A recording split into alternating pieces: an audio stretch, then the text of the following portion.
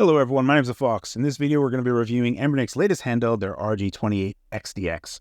Thank you very much to Anbernic for sending this device out to me for review. If you were wondering if this has any different performance compared to any of the latest Anbernic devices, the answer is no. It's basically using the same chipset that is from previous Anbernic devices, just crammed into a different form factor. This shouldn't be a surprise to you because this is something that Anbernic does often. They will grab a hold of a different chipset, shove it into a bunch of different form factors that appeal to other people, and then move on to the next one then when that becomes available. And we're very much in the H700 tier era of handhelds for Anbernic. So what do we get from the H700? Let's start talking about specs really quick. The H700 essentially is those quad-core A53s, and those are really getting us to a good amount of emulation for how cheap this device is. Should probably start there first. This device is going to be $44 starting for the first 48 hours. Afterwards, it's going to go to $48. These are before shipping. So still, being around $50 after shipping, $55 after shipping, is very, very compelling price-wise. When we talk about what you get out of that, that is the H700 quad-core A53s. Those can go up to N64 and Dreamcast emulation. We're going to be talking about that more in just a second. You also get 1 gig of RAM, which is more than fine for what we're doing on this particular thing. The other thing that we have here is this min-maxing aspect of it. Much like how the Mii Mini came out with min-maxing that screen onto the form factor, and we're doing that in just a horizontal as opposed to a vertical. And what we have here is this 2.8-inch 640 by 480 IPS display. Technically, it's 480 by 640, so it's 3 by 4, but it's rotated. And technically, it's 2.83 inches, but that's being pedantic. Going right along, we do have an 11 watt-hour battery that's powering all this. Anbernic says that you get up to 8 hours, and I've been able to actually confirm that we get 9 hours and 15 minutes.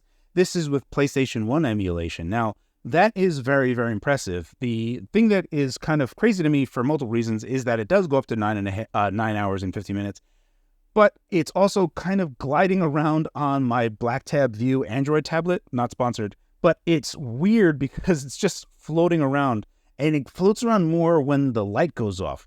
So that's super weird. I don't know why it's rumbling, moving around, even though there is a rumble motor in here. So if we open up this device and you take a look at what's inside, we see the 11 watt-hour battery, but we also see the backside of the PCB, so we can see the speakers and how all those buttons connect, as well as the little rumble motor that is there. So it's a handsome little package when we put it when it's all put together. And what you get there for $44 or $48 before shipping is very, very compelling. So you may be asking yourself, what can you do with that? And we can go up to N64 and Dreamcast emulation. Now, initially, I wasn't going to even bother with doing N64 emulation on this because there's no analog stick. But then my buddy Russ over at Retro Game Core decided to commit heresy and play N64 games without an analog stick, and I decided to join him. So I tried out F-Zero like he had said, and sure enough, it actually does work reasonably well on the D-pad. So I would have to agree with Russ that there are going to be a number of N64 games, because this is capable of emulating N64 no problem. We just have to worry about games that can translate well to a D-pad and not all of the N64 buttons. There are most likely a number of games that fit into that criteria. Not everything, obviously. Super Mario 64 is not going to be one game that translates well to this because we need those C buttons. So any game that needs C buttons probably is not going to work very well on this device, but anything that doesn't probably will. Underneath that, we have Dreamcast emulation, and that works just fine as well.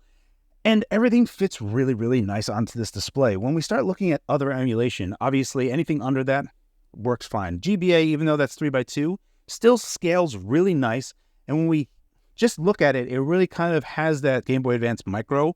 Even though it's a bit larger, I still kind of really dig it. The other thing that I wanted to kind of take a sidestep here on, and this is not something I think anyone is actually going to care about at all, but I have a small fascination with this, because when it's in a vertical form factor, it kind of reminded me of an iPod Nano, the vertical ones. And when you go into the MP3 player side, it works just fine. You can also just turn off the display, and then these face buttons will be play, skip, and whatever else you need. That's something that I wish Anbernic would move to these trigger buttons, because these trigger buttons kind of suck.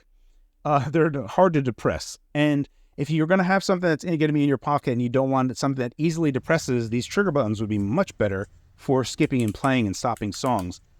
The other part that I wish, this is kind of weird, right? Like, The MP3 part of this device, no one cares about, but I do. And I wish that this 3.5mm audio jack right here was here.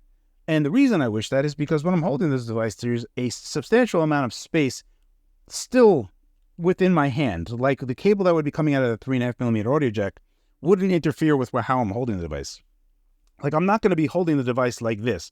I mean, maybe you will, and maybe I'm the weirdo that holds it like with space out.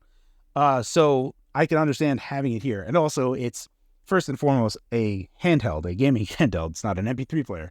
But I still wish that it was there, and I've totally digressed. But if we were going to have this be an MP3 player and the cable came out this way, you could easily put it in your pocket without having the cable come this way and then up. So that's a weird nitpick. I don't think anyone cares about that. But yeah, I'm going to go with that. I'm going to go with that, and let's move right along. Let's start talking about the D-pad and face buttons. There's been a number of people that have said that the D-pad and face buttons look a bit small. For all intents and purposes, it's fine. Anbernic does a really good job on D-pad and face buttons. I've used a bunch. They've made better ones and worse ones over the course of how many handhelds they've made. But with this particular one, playing games like Street Fighter 3 Alpha, this is the arcade version, I had no problem whatsoever pulling off any particular special move. Double tapping and dashing was no particular problem. So fighting game-wise, this D-pad is really good. Obviously, the trigger's not very great.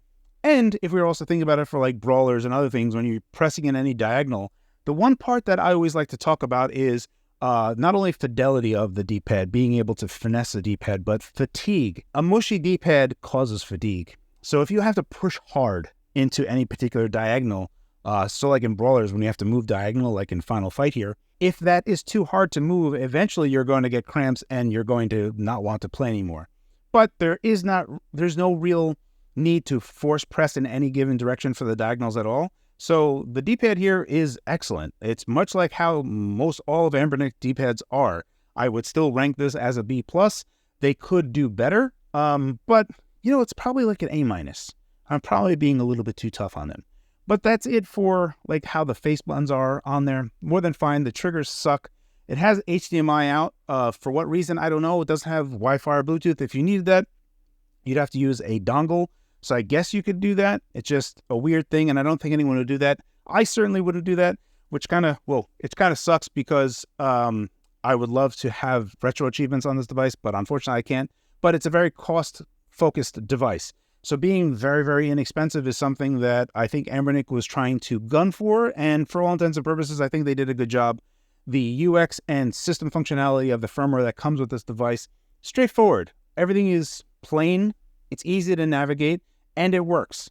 So I really can't complain very much with what Anbernic has on to offer. And one of the advantages of Anbernic taking the same chipset and iterating all the time on different form factors is that they can take that software that they've been working on as they iterate and then improve upon it. And we get that improved upon firmware that's on here. And where it is right now, it's really solid. The only other thing that I wanted to talk about, talking about that firmware, is they do support TATE Mode. So you can play the game vertical like this. So the D-pad's down here, but then you can use select and start as other buttons for the game.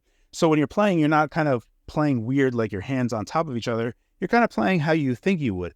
The buttons aren't great for start and select to be playing, but if you cared about that, that's something that they've already done for you. They've already done the work, so you just have to play the vertical arcade games that they've already have there, and they just kind of just work. So really cool that they included that functionality as a separate thing from other arcade games that are on there. The other thing that we get on there is like PICO 8 support. So if you had some PICO 8 games that you were kind of hankering to play on a portable device, this supports that as well. A bunch of stuff that is totally playable on this device, going through the list of everything that's on there. What do you think about how cheap this device is? Yeah, it's easy to recommend. Now, if you already have an Anbernic device that uses the H700, would you get it? I don't think so. Like, there's nothing more here. There's just a form factor. So that's going to be really up to you if you want the form factor. If you've never had an H700 device from Anbernic yet and were interested in this form factor, yeah, it's totally easy to recommend. So that's it. We have 9 hours and 15 minutes of battery life for PlayStation 1 emulation. That'll dial down if you're going to go to high-end emulation like N64 and Dreamcast a bit. So keep that in mind with how much battery life is there. But considering that I got 9 hours and 15 minutes out of PlayStation 1 emulation, that's still very, very good. So that's it for my review on the Anbernic's RG28XDX. Thank you very much to my YouTube channel members as well as my Patreon members. I hope this video was informative. As always, guys, thank you for your time. and thanks for watching.